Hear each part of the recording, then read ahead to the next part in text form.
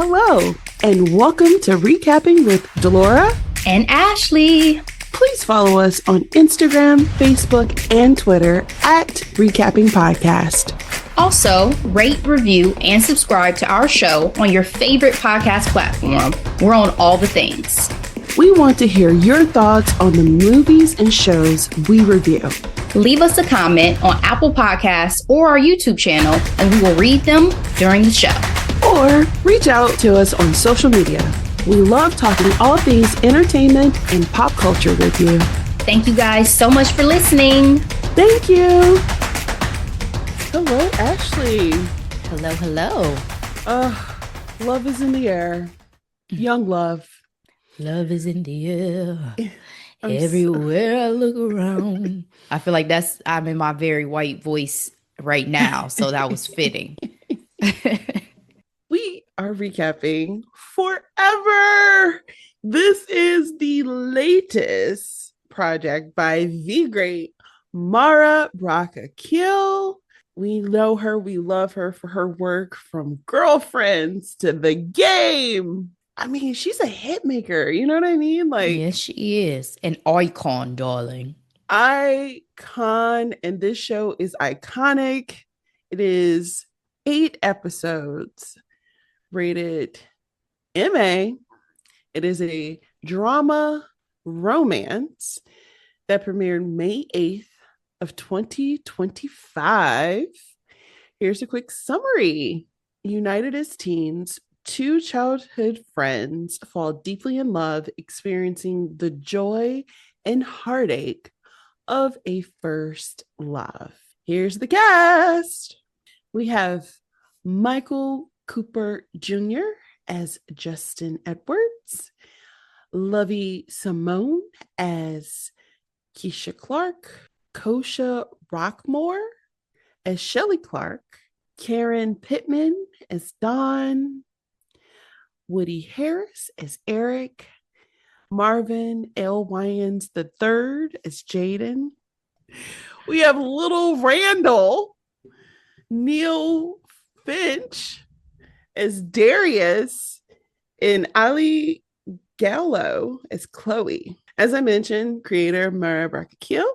Rotten Tomatoes critics gave this series 97%. Audience score is 89%. It is also important to note that this is an adaptation of Judy Blume's book by the same name. Ashley, what is your grade for Forever? I give it an A. I thought that it was in the teen rom-com lexicon delightful. So good. Seeing how they navigate the ups and downs, seeing it from the perspective of 2 Black teens in LA, seeing it from the perspective of Mara Bracca-Keel's interpretation. You know, I had not read this Judy Blume book, so I did not have like any type of framework of what the story even was. Lovey is a star. I have had the opportunity to see her in a prime, I can't remember if it was a series or a film. She was kind of a mean girl in that. Yeah, was she a cheerleader? Yeah, but this the Spades? Like the Spades. Something like that. But she like popped out of the screen every time in this series for me. She was so bright. And I loved her performance and what she did with Keisha. And same with Justin. I mean, they had phenomenal chemistry. They did.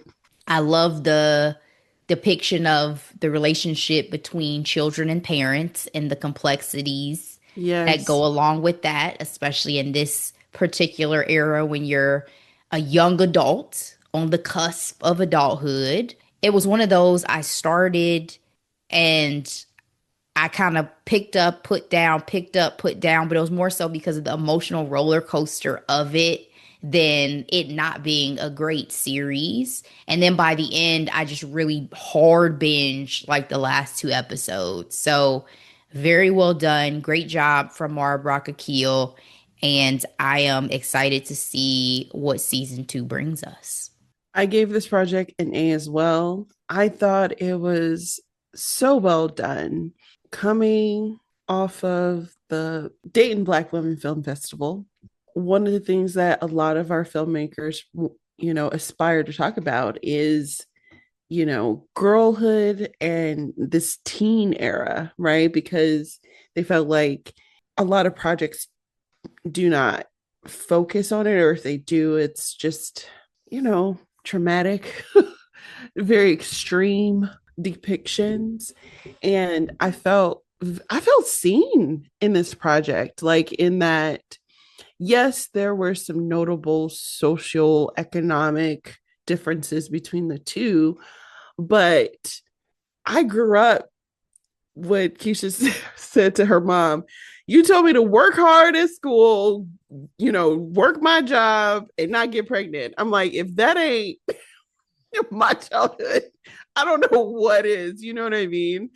And, I grew up around Black people like this that like worked really hard at what they did, no matter what economic level, but just worked so hard to make sure that their kids succeed. And I just love this. I love it so much. Sela and the Spades is the name of the film that she was in previously. Yes, yes, yes. And then I have to say, after my first watch of the series, I realized, and I talked about this when we first talked about it on the podcast, I related more to the parents than I did the children. And I aspire to be like Justin's parents. Like, there were difficult times and difficult conversations, but they were very present parents. And the dad, I'm already going to say, was the MVP of the series for me. I would concur. Let's go ahead and get into our spoiler alert. This series starts off in 2017. We meet Justin. He's in his junior year. He's a bit of an awkward Black boy. His friend is inviting him to a party. You can tell very quickly that his mom is very much a hands-on mom. And I don't blame her. I don't blame her. Mara Brocker Kill, in a lot of the interviews for this project, talks about how she got a lot of inspiration from her mothering experience with her boys. And it's like that, she called it catastrophizing parenting in some ways, because she's like, she purposely set this series up to be in between Trayvon Martin and George Floyd. I thought that was like, whoa. So, like, yeah, deep and significant. But his dad let him go to the party. He meets his childhood friend Keisha, first time in many, many years. They kick it off very quickly, resulting in a New Year's kiss. Ashley, would love to know your initial thoughts on our characters, especially with them starting off with Justin, and we'll get to Keisha too. And then their meet cute. I struggle with people who can't communicate clearly, and that's been one of my struggles with a lot of like teen projects in my adulthood. Is like, They if you don't don't know just use anything. your words, please, this Yes. would go so much better. And so that frustration his mom felt with it, I was like, just the who, what, where, Period. just give me the basics and then I can let you go. Like, I felt that frustration, right? So Justin kind of started off to me as like, okay, you might end up getting on my nerves. I don't know how this is going to go yet, but He came off as a smartass to he came me. off a little spoiled. That's how I looked at it. He's in this Mm, beautiful home. He's in the looks like the hills of LA. He's living a yep. lifestyle Mm-hmm. that his parents have afforded him. So show your mama a little respect. And then Period. we get to the party. Well, first of all, the dad with the advice, if she even hesitates, let it go. If she's Conversation of consent. yeah, if she's drunk, let her go. I enjoyed that, and hearing his, to your point, in parental style, I enjoyed throughout as well. And so this is the first glimpse of that. And then him going to the party, not remember who Keisha was, but her remembering him. I was like, Okay, interesting. Clearly, you've made an impression now because he noted you as soon as you walked into this party. She is Yeah. such a cutie. And Yes. so seeing them kind of bond, obviously there aren't many, it doesn't seem like many black kids at this party anyway, so it's probably inevitable that the black kids will bond. But Yes. particularly for them having a history and then him just going for it in the closet, I was like, oh, we moving fast, fast. Okay. I'm like, he's like, I like you. Yeah. He said, girl, I don't care about no name and no hat. Okay, let's do this. But the line that had me cackling when Darius was like, "You put your name in the hat." He was like, "Bro, you know I'm lactose intolerant." I cackled, Mm-hmm. cackled. Mm-hmm. Oh, they have their first date. They go pick up some sneakers. I think it's interesting because this is the first time we really noticed the economic difference between the two. But do you think he was flexing or was he being generous with Keisha? I think he is spoiled. I don't Mm. think he knows You don't think he has struggle awareness? financially to be like, this is a big deal because he got it. You know what I mean? Like, I don't think Yeah. it's either. I don't think he's like, girl, let me show you this money. For him, it's nothing. It's for most people it'd be like, yo, let me buy you something from the store if you're like getting ice cream or something. That's what buying an expensive pair of sneakers is for him. Yeah. He got it. Yeah.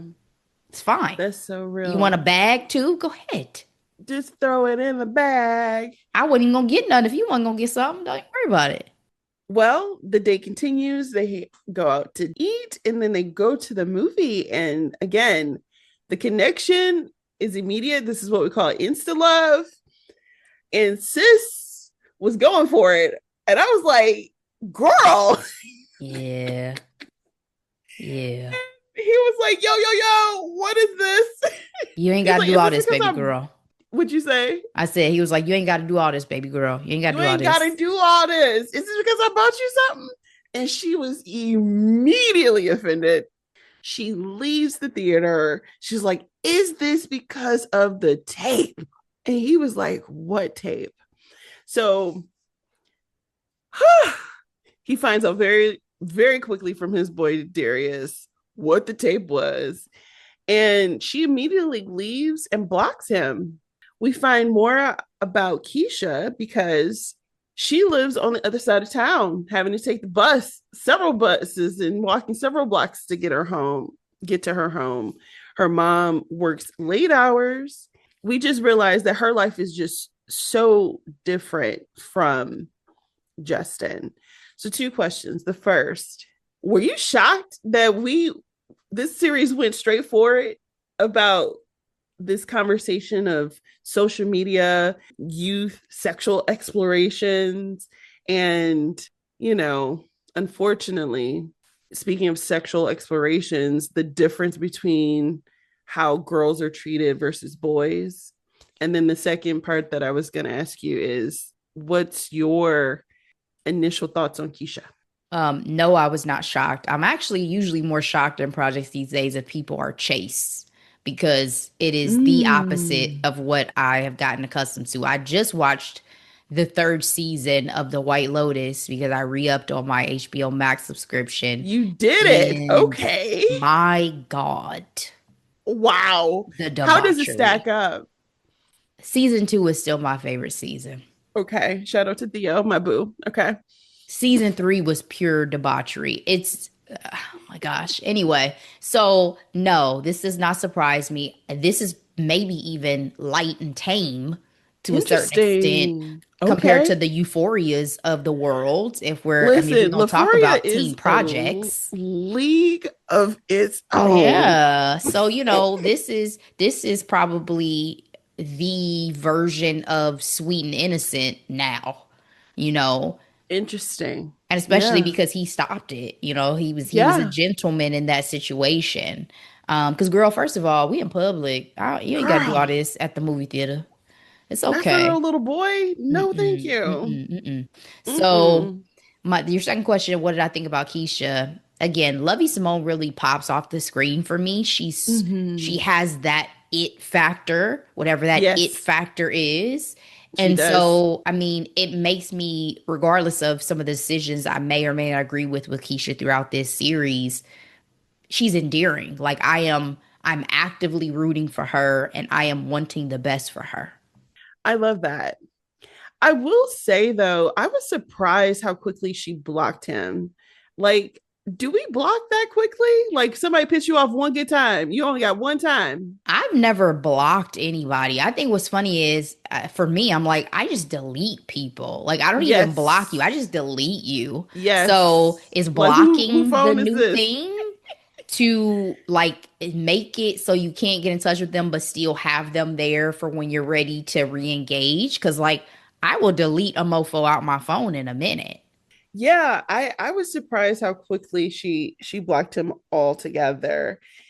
And Because that lady on the bus was like, "Ooh, we mad at Justin." exactly. I mean, on all the social medias, including the phone number. So yeah, that was pretty deep.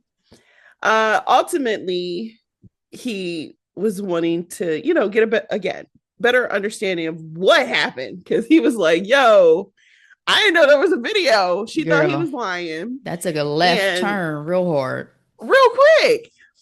And he ultimately got all their former classmates to do this hashtag to unblock him. It does get her notice. And what I thought was so sweet was like he literally drove his driver's ed car over to her school just to ask her to unblock him. And she agreed. But girl, as soon as that happened, his mom was like, "You did what?" Grounded, and gets his phone taken away. Again, I think if he had better communication skills, he probably would have been able to avoid. I think I'm like, let the boy do one more text before you take his phone or something. I don't know. The faces that Justin would make too would annoy me because he kind of always looks slightly like a deer caught in headlights or Yeah, but I something. think that's a teenage boy for you. Like, Oh my but I gosh. understand exactly what you're saying. It's like, are you, constipated? Like, are you unable to speak your mind? But when he does, like I said, there's been a couple of times in this series, I was like, oh, his mouth is a little too slick. I'm surprised his mind and popping him in the mouth. Yeah. Not even just that. He's the more teen angsty between the two of them. You think so? Because to me, Yeah. a lot of the issues in this series is self-inflicted, courtesy of Keisha. I mean, I'm not saying she doesn't have her issues. I just mean he's angsty. Like Interesting. he's the angsty one between them. She's made her mistakes and she makes mistakes, but Yes, I think she has a lot more maybe grounding in gratitude and focus. So it that's makes a her great point. feel less angsty That's about a her life and great circumstances. point because that comes to fruition, especially towards the end of this particular series, where Keisha has always known what the plan was. And I think the thing that was special about her plan is that I think she made her plan. Justin was checking off boxes his mom created for him, Yeah. and he genuinely did not know what he wanted out of life. What I loved about this series is everything really built off everything. So with Justin's phone being taken away from him, he went back to his mom's old computer where he found his old love of creating beats. But that didn't help Keisha. Keisha thought she got ghosted. And it got really convoluted, Ashley, because Keisha made this video with the school superstar Christian Borkin. They were claiming that he's the next LeBron. She blocked him. She hadn't been able to really communicate with him because she switched schools. It's important to know that Keisha is very smart. She is a track star. As I mentioned, her goal is clear. She wants to go to Howard. Justin, he himself is in sports. He plays basketball, but he's underutilized by the coach. We learned that he has some type of learning. He's neurodivergent. He has ADHD. Thank you. Neurospicy. That's what they say on social media. We see, the hand of his parents in his life heavily. And so Christian shows up in this next episode sending her very expensive flowers. And her mom is like, what is this all about? I cannot fathom how she managed not to tell her mom about that freaking tape. Me and Keisha are not the same, Girl, baby. you mean to tell me you switched schools, lost a full scholarship to run away from a video you made with Christian, who is unscathed? We later find out, because he managed to convince her to do a workout with Nike, that he ultimately did it for the culture, Ashley. I bursted out laughing. He was like, Lucas was saying black girls don't give good head, and I had to prove it. What? Ugh, I don't have words. Again, I'm an adult watching this stuff, right? So I'm like, y'all got to be fucking kidding me. The money alone that you wasted, your mama had to work extra to put you into the school you're now in. So you talking about you was trying to spare her. You ain't spare her from nothing. Cause she out here working her ass off to pay for your education. Had you told her from the jump, you could have stayed in that school with your full ride and we could have figured something else out. The struggles I have with children making big decisions. Girl, I In was just these about to say that. shows. It shows because the logic, like, it wasn't coming together. Like, Baby. I struggled. That was one I really struggled with in the show. in Mara's interview with the Breakfast Club, she talked about wanting to highlight Black male vulnerability. It's so funny that she was able to phrase it that way, because for me, I was very impressed with the depiction of Justin in this series, because we talk about this because we did number one on the call sheet. We're thankful for projects like Boys in the Hood, but then at the same time, it became the standard in Hollywood for whatever reason. And therefore, all the depiction of Black men was just this heavy alpha, shoot 'em up type of character. But what I appreciate about Justin is socially awkward, a virgin, and likes he's essentially like an introvert. He plays beats and plays video games and hang out with his one friend. Like, I feel like I know more Black men like that than I do the game bakers that we see in Hollywood. You know what I mean?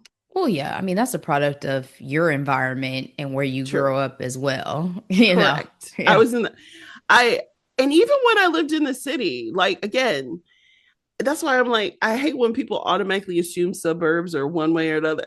There are communities. I grew up in Detroit, which is very Black too. And we saw Black people at all levels of the social, economic ladder. So, and like I said, everybody was doing their best, regardless if they were working an hourly shift job or a lawyer or doctor. You know what I mean?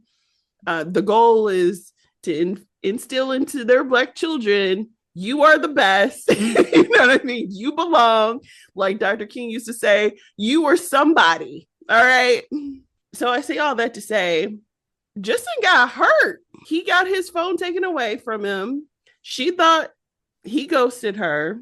They finally got a chance to see each other at his brother's baseball game, where he gave her that janky bracelet from the ground. I'm like, sir, I get the running joke is like, I hope I don't get tetanus, but what? He said, I already bought you sneakers in a bag, baby. Here you go. She wasn't really feeling it because she thought he got, ghosted. But they see each other again. Christian shows up with her mom. I was like, this is some manipulative shit here. I don't like it. You know, it makes me feel as an adult like I have to watch these kids because he was so mannerable and all these things seemed so sweet. Charming, deceitful. What have you done? You know? Girl. And so she goes off to talk to Christian, and Justin sees it. They looking like they, you know, From his point of view, they sure did. He over here, open mouth, trying not to sob. I'm like, I yes, don't know if I have this level of vulnerability even still to just sit there, like stand there and not say something. and watch. His First of all, for mama her to be watching so, him was yes, heartbreaking too. She's like, "What's happening? This is not looking good. it's Let's not. let's go." But I'm like, Keisha, again, her decision making, again, these are teenagers. But I'm like, if you're so mad at Christian, why you let him all up in your face, all up in your ear like that? Like, spacer. But also, if you But had told your mama what was really good, this you wouldn't even be in this position. And then to get done talking to him and look back and think Justin was still gonna be standing there waiting for you. exactly, girl, What? Would girl, you still be standing there? that is what I am saying. So the interview, going back to that, she pretty much was saying that she feels like boys tend to get their heart broken early when it comes to relationships than girls. And I'm like, this is definitely visible in this series because little Justin was in his feelings. I forgot to talk about my favorite part when Justin got advice from his dad. He's like, tell your mom you're trying to talk to a black girl and she'll let you get your phone back. And his mom was like, I want you with a black girl, but I don't want you disrespected. And I was like, that is so real. Yeah, and I wouldn't even say I agree necessarily that boys get their hearts broken earlier than girls. Clearly Keisha got her heart broken in her past True, relationship as well, but I think true. that we take it differently. You hear the thing about like, oh, men will get their heart broken once and they'll never fall in love They again. harden and every girl Whereas is women, we yep. keep taking the beatings every That's time. so true because I mean, just think about pain in general. Like we can handle our threshold is much higher than men. Yeah. He was definitely giving Keisha the cold shoulder after that. As I mentioned, Christian is, trying to get in Keisha's life again. He did get accepted to go to Kansas. This is the part of the series that really, really broke my heart because it's like they talk about it a little bit, but he did betray her trust. And I think they tried to make it seem like, she betrayed herself and that she was just trying to take ownership of that. But I do truly agree with the parents that somebody should have taken responsibility. The fact that Christian pretty much went on like nothing happened really did bother me. And I know maybe, I don't know, is it wrong that I'm taking my frustration out on this boy or not? Because he's a product of his environment too. Mara talked about, being a part of the generation of the Black community where it's like you do well, you make sure your kids go to the best schools. And in a lot of those cases, those are PWIs. And unfortunately, they were not prepared for the mental and emotional battles that went on in those institutions of our Black kids feeling like they're not good enough or pretty enough at these, precious ages because you're the Black kid or whatever. So you're never going to be quote unquote considered. You know what I mean? It's really gross. Like you hear her stories from Black kids in PWIs. The list is long. And there's a lot of unlearning and recovery that's needed.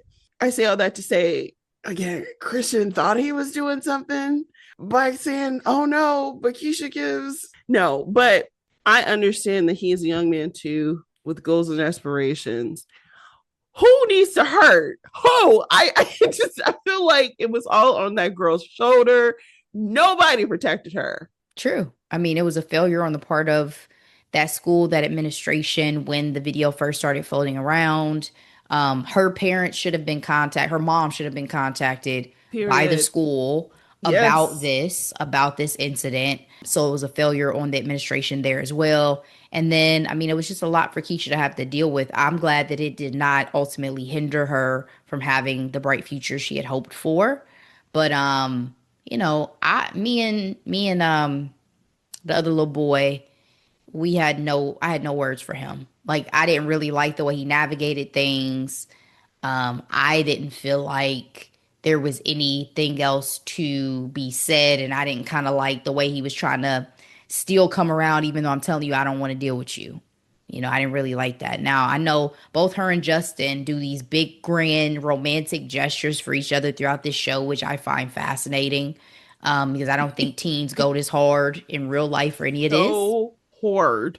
But I did not particularly care for old dude. So that was my 2 cents. Whether it's not all on him, they did it together. She sent the video, whatever. I just didn't really care for him. And speaking of just teenage angst and miscommunication, which I hate that trope so bad, she tries to see Justin, and he's a bench warmer at a basketball game, and she's sitting on Christian school side. And she shows up and was like, "Hey, I want to talk." He was like, "Ain't you here for your dude?" I'm like, "You didn't think 1+1 = 2, Keisha?" But again, she was like, "I was sitting with Chloe."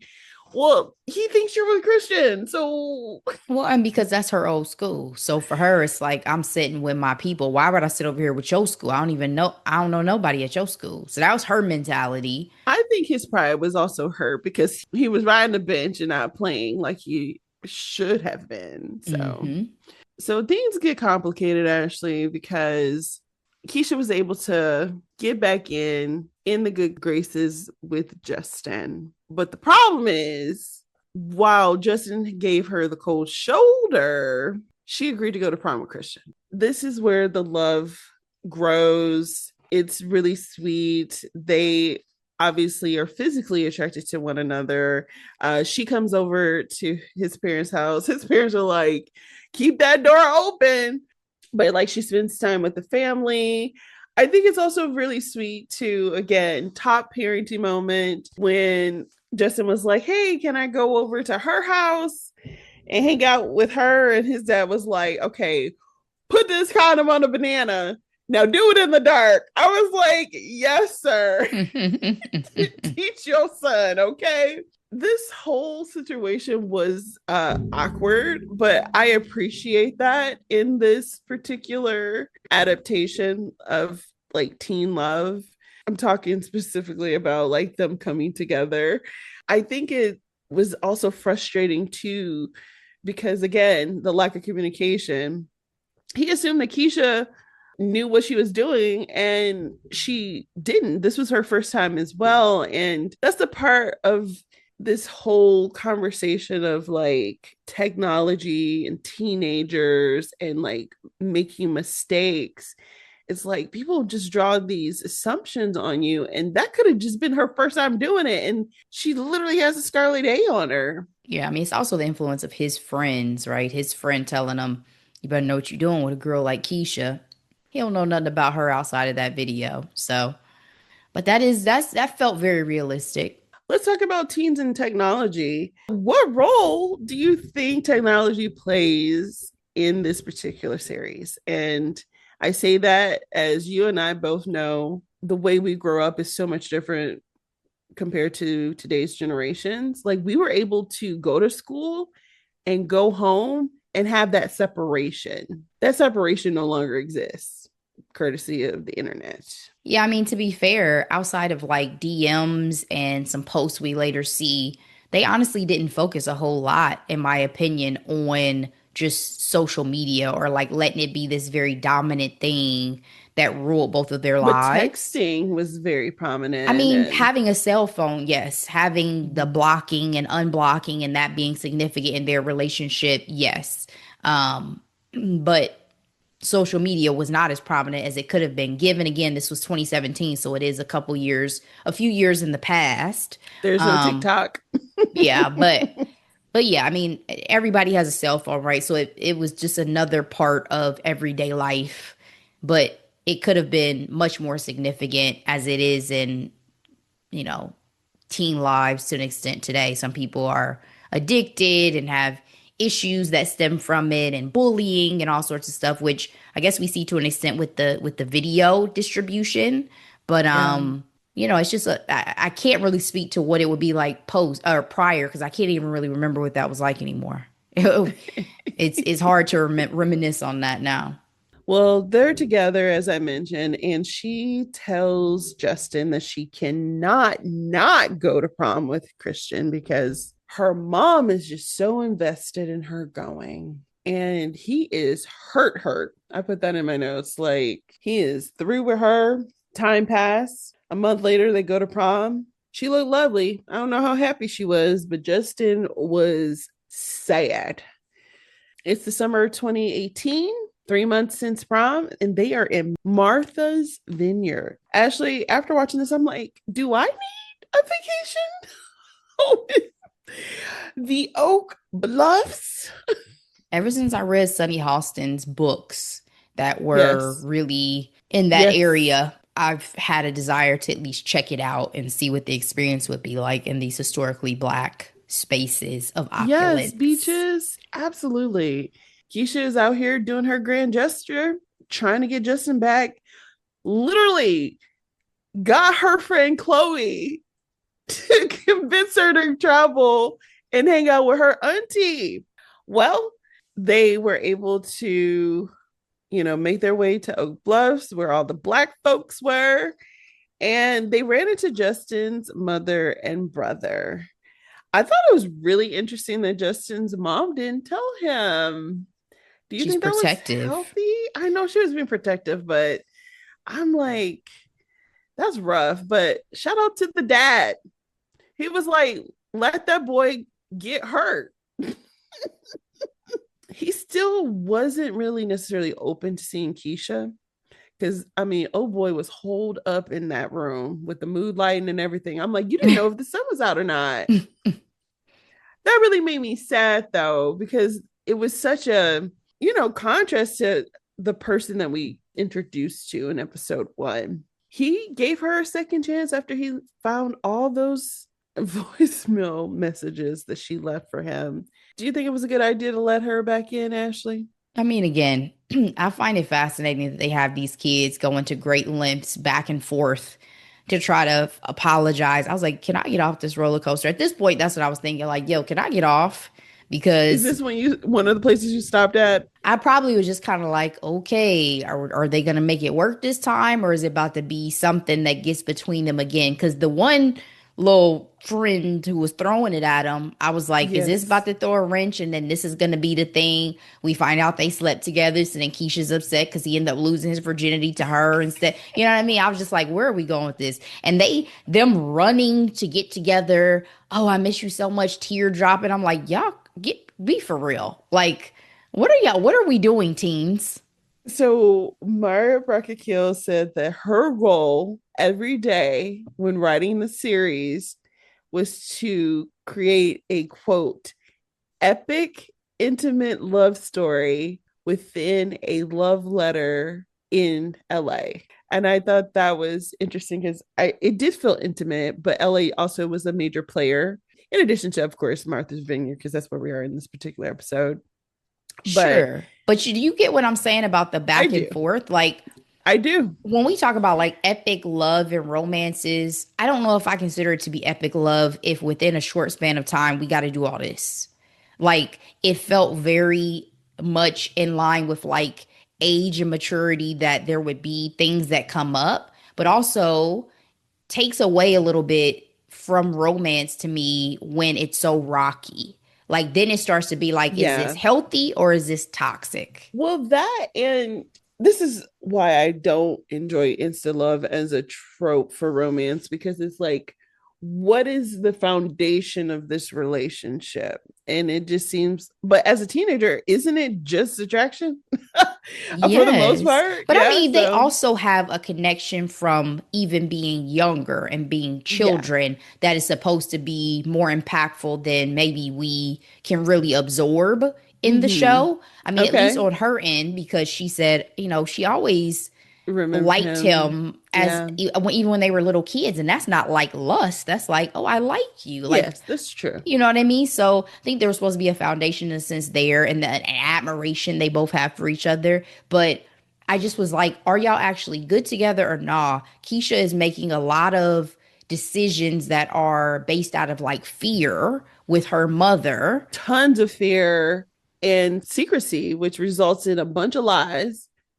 And then Justin is like, you know, moody and trying to figure out who he is and what he wants. And so again, my question at this point was like, am I rooting for y'all? Like, do I think this is what's best for you young people? Like That is in an my wisdom. excellent point, because that actually, I do actually have a question like that, where it's like, I do feel like the stakes are higher when it comes to their relationship, because they're at such a pivotal point in their lives where they're trying to figure out their next chapter, right?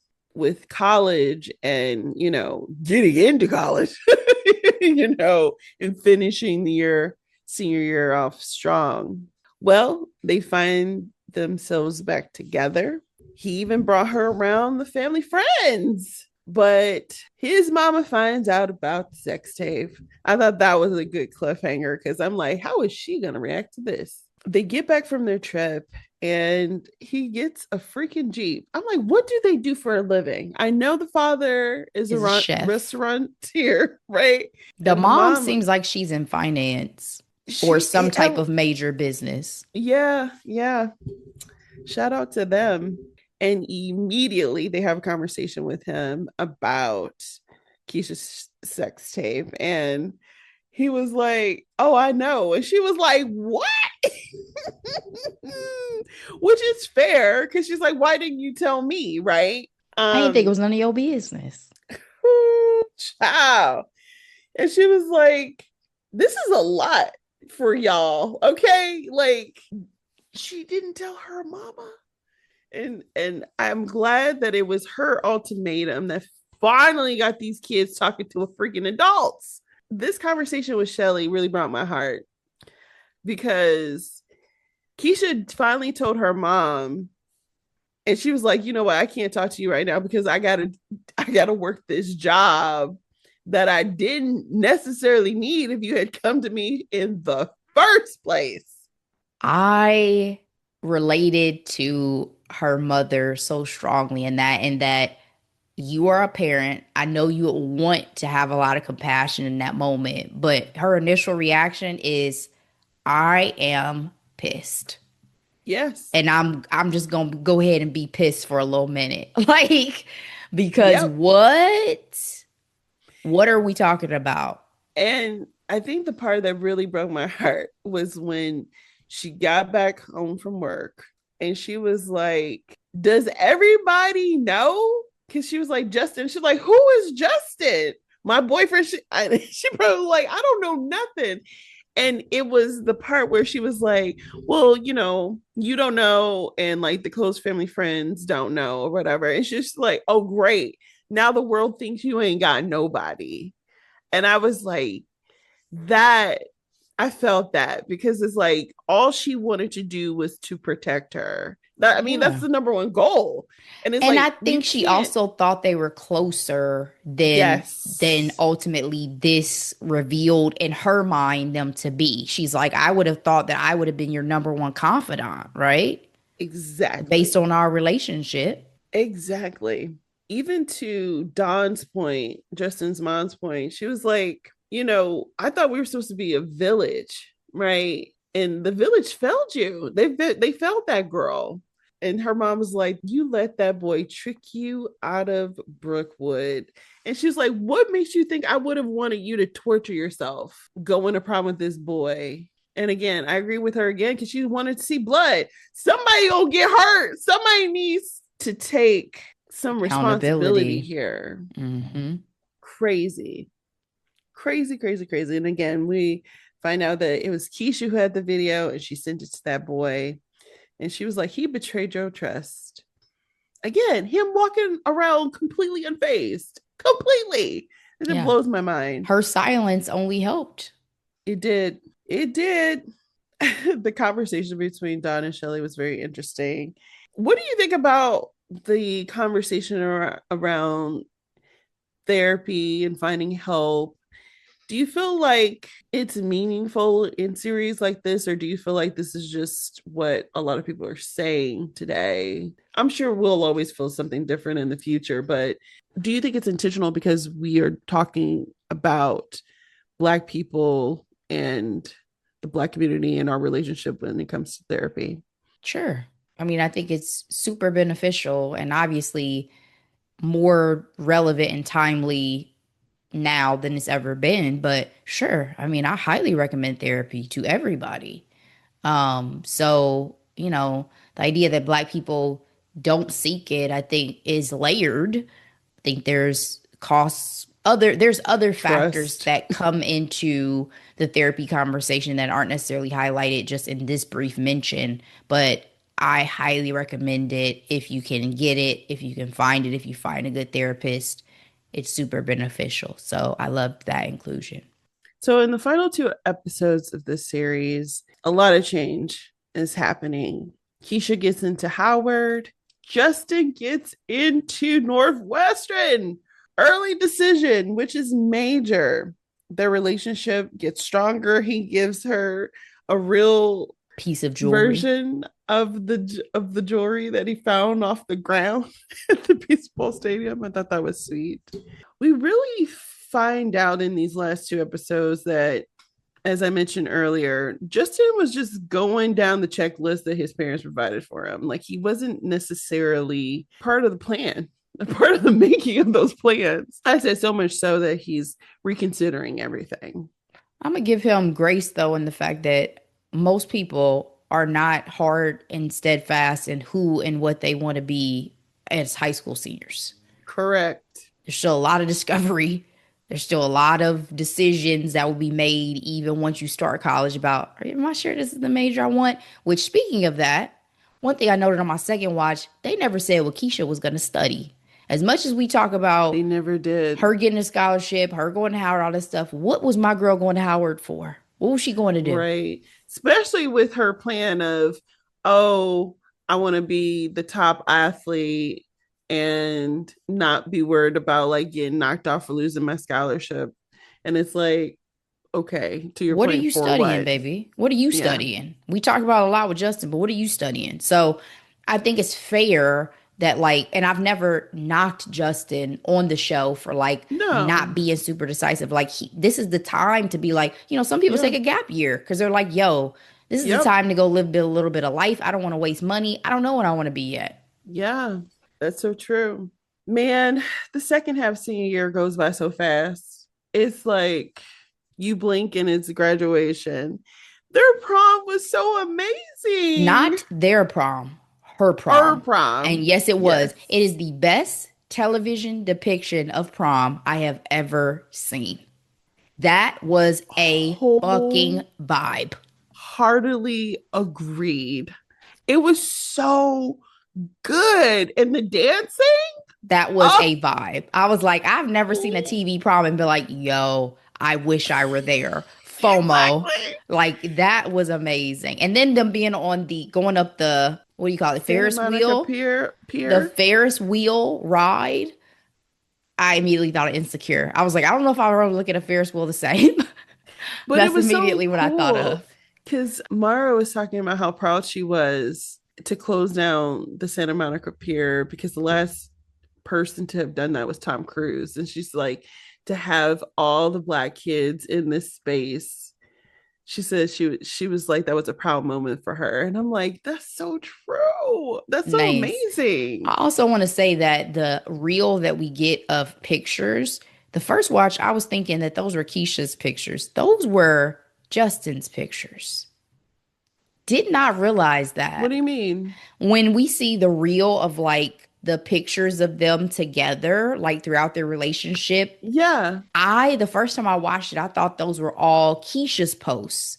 Those were Justin's posts. Oh, And so I think what it made me realize is that he had become much more invested to an extent in their mm-hmm. relationship at that point in time than she was. Yes. Like, he was clinging very hard because just in my experience with how men and women navigate social media, usually women post their relationships way more than you necessarily will see a guy posting. So the fact that Justin is posting all these pictures of Keisha and their relationship, and then Keisha just posts one when they're at prom, I was like, this is interesting. I didn't even notice this the first time I watched it through. So it made more sense when they had that conversation at prom and possibly him wanting to switch and go to Howard and all that. I was like, the way he was like, how about, I switch over to Howard, after maybe a year at Northwestern or something like that. She was like, no, that's not your dream. Don't do that. That's Don't not do my that. dream either, baby. I want to go do that by myself. Yep. We've had this conversation before. I've always been very big on young people doing what's best for them and not being so driven by their current loves, because there's so much growth to be had. I'm not saying there's no such thing as high school sweethearts. I'm not saying that. But I know it's a toxic road to get to a healthy relationship. I didn't say it out loud, but I said there's not. At least I don't foresee it. I think it would be so hard in this generation to sustain a relationship from like 16, 17 to forever. Somebody's breaking up. Somebody's getting a divorce.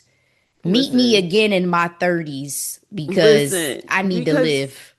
The most important thing, and this is me talking as an adult, who's been in a relationship. I didn't date in high school. I wasn't allowed to, and I didn't sneak and did it either. But I say that to say I was also very resolute of like, these are my dreams. I'm going for my dreams. I'm not letting some boy derail them. You need to be able to grow with the person you're with. That's true as a 20, 30, 40, 50, 60, whatever. But that time between high school and 20s is just so important. I think all of your 20s are significant for growth. Now, you will always hopefully grow and not become stagnant as a person.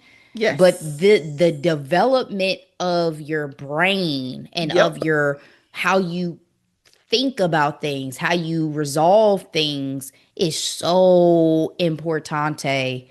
Agreed. In that time, trauma of those ages sticks with you so hard. Like, it's just a lot. And you're, again, navigating, leaving the womb, the comfort for a lot of people of their family, and figuring out, what does it mean now for me to be an adult, especially these days? Like, being an adult, baby, it's for the birds. Like, break your soul. Okay.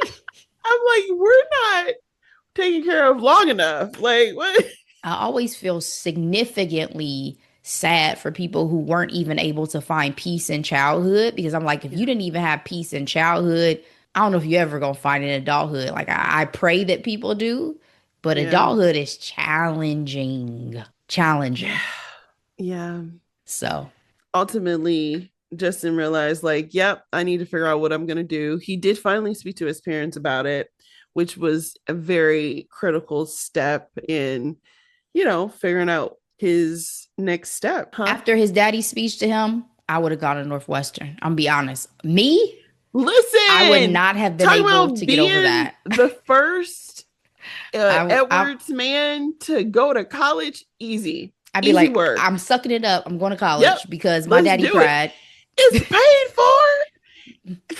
My daddy cried for this. We gonna do this. Northwestern's a good school, and that is Mara's alma mater. So I thought that was very interesting. I'm like, no wonder the mom went hoard. Yeah, went hoard for Northwestern. I think this was the first mature decision made out of the entire series, and it was Justin talking to Keisha saying, "It's me, not you. No, I need to figure out me. I don't want to make you a distraction. I don't want to lean on you. Like, he needs to figure out himself." And they went their separate ways. They both graduated, and then they ran into each other 2 months later. I put in my notes, it was so full circle, their final date, because it was at the ramen restaurant, a better one. It's that ending where they go their separate ways. He was like, are we going to be ready for each other in 10 years? 10 years is a long time. It's a long time, but then it went by so quickly because in that last episode, we talked about how was Hamilton 10 years old already? But in the span of their lives and what they will experience. Exactly. That's a lot. It's a lot. What does forever mean to you, Ashley? Like romantically, I don't know. culturally. I don't And know. how did the show like handle it? Did it shift your understanding of forever? No. Or I think the only thing that's forever is death. Sorry to bring the darkness to the rom-com, but no. Lord, I was waiting for there's all types of forever. Some are longer than others. You thought I was gonna bring the jargon from The Fault in Our Stars. And that was forever for them because there's death, right? That is why there's a significance when there's that type of a time clock on it, of course. But no, I mean, no, I think it's cute. I think it's beautiful. The symbolism of the infinity in their relationship, that's so sweet. But again, these are teenagers. I am in my 30s. I cannot invest this deeply in a teen romance because they need to go do their thing, see some stuff, start paying some bills, and then get back to me about what forever really looks like. If y'all can't even navigate, if y'all got this much drama in high school, what is your decision making going to look like when the shit gets really real and you don't have your parents? There's no house in the hills to go back to. There's no your mama letting you stay home from school because you got your heart broken. There is no comfort and safety net. They have to make decisions that will have real, lasting impact and consequences. I don't know what that looks like for their relationship. So we can't talk about forever until we've seen much more than what we've seen. But this is cute. This was cute. And I am, like I said, I'm invested to see what's going to happen in a season 2. But we ain't talk about Keisha's daddy. And I got to say real quick, that actor, I enjoy him. He's been in things I've seen. He's he has very much a presence in everything I've seen him in. But he was in Love, wasn't he? Her other project? Maybe. I can't remember. But I needed him to chill. Like I did feel like he went way too hard on Justin. I felt so bad for Justin in their meet because he's already young.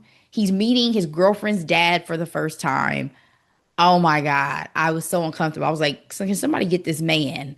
So we talk about how much we love Justin's daddy, her daddy. I was like, somebody take this man into another room. Remember, this was her. Yes, I remember. Had one season and it ended because of the drama of Mara's husband. Yeah.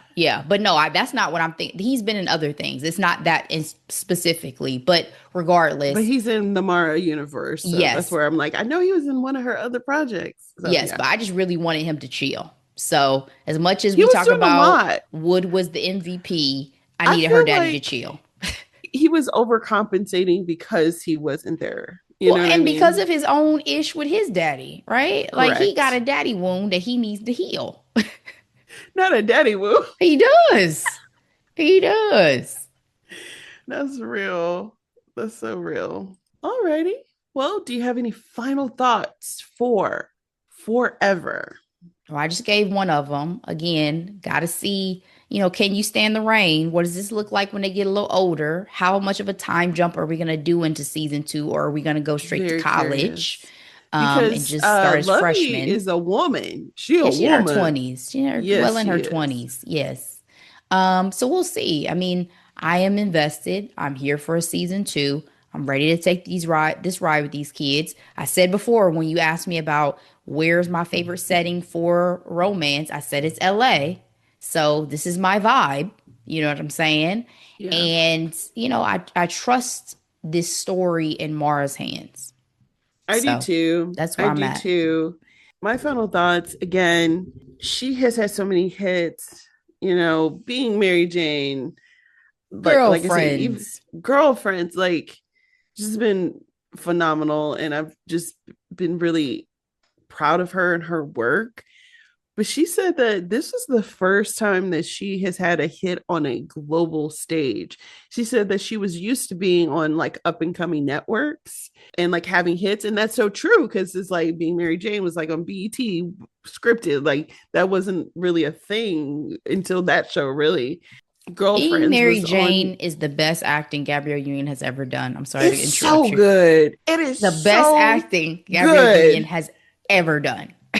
So good. Girlfriends was on what, UPN at the time? Yeah. Mm-hmm. So this is Netflix, and this was The number reach. one globally. Mm-hmm. And I'm so proud of her and the work that she put into it. She's a veteran, and I'm glad that the world is able to see her work.